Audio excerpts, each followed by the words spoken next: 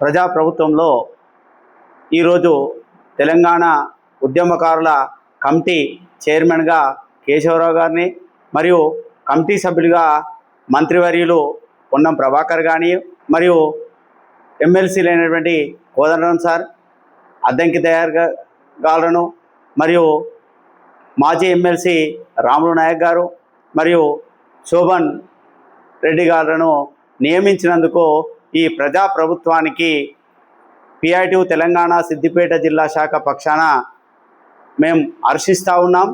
ఎందుకంటే గత ప్రభుత్వంలో ఉద్యమకారులుగా ఉన్నటువంటి వాళ్ళు సరైనటువంటి న్యాయం జరగక నిరాదరణకు గురైనటువంటి సందర్భంలో ఈ కాంగ్రెస్ ప్రభుత్వం తీసుకున్నటువంటి నిర్ణయాన్ని మేము హర్షాతిరేకాల మధ్య స్వాగతిస్తున్నాం.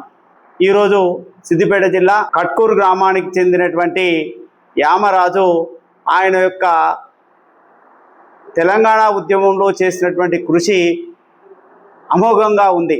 ఎందుకంటే 4 సంవత్సరాలు నల్ల బ్యాడ్జీలు ధరించి ప్రతి ఊరూరా ఆయన తెలంగాణ వస్తేనే ఈ నల్ల బ్యాడ్జీ తీస్తా అనేటువంటి సందర్భంలో నల్ల బ్యాడ్జీలు ధరించడం జరిగింది.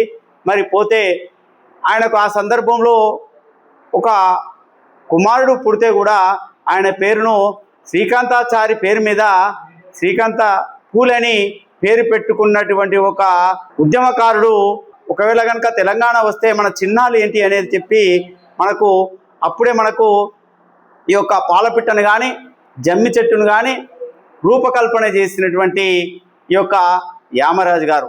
ఈ యామరాజు గారు ఆ ప్రభుత్వంలో సరైనటువంటి గుర్తింపు లభించలేదు.